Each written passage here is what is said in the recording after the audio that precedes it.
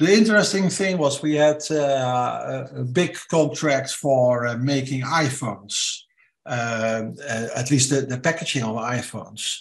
And a part of this is the inner shape in which the iPhone is sitting in the carton box. The carton box was made by another company, by the way. And we had to invest quite a lot in new machines, a relatively small machine, but still a big investment. And those machines were coming from the Netherlands, where the technology was invented. And all those machines were put in crates from Holland, shipped to China, and they were arriving in the factory in Shanghai. There was a new hall which was erected for this, and 3 or 4 engineers and technicians from Holland should come to build up those machines, instruct Chinese workers in order to run on those machines the products for Apple. And they should arrive at a certain date, and they were coming in the hall, and all those 20 machines were running, not up to full speed, but they were running almost at full speed. And the technicians coming from Holland, they were surprised. What happened? How is that possible? And I think that is something which is typically Chinese. The Chinese are so inventive, they are fast, they are technically very well adapted.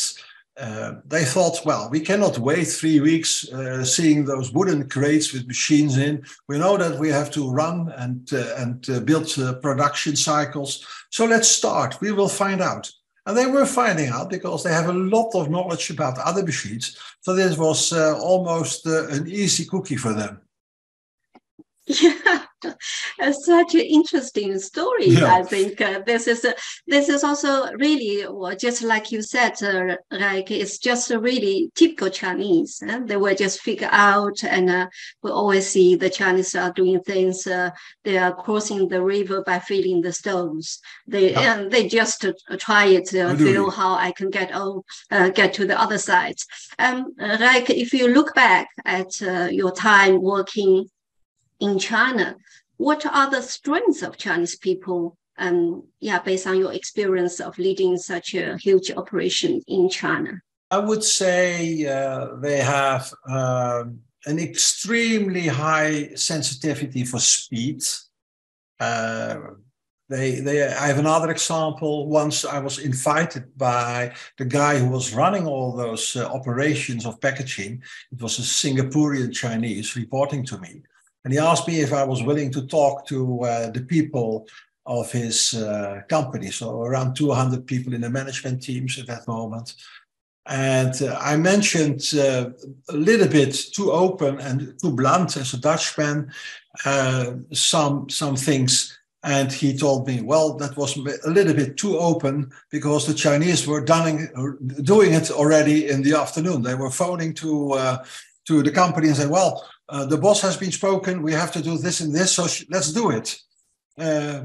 So I think that is one of the strengths of the Chinese. They are acting without a lot of discussion, and they are doing that very often rather professional because they have a lot of technical knowledge.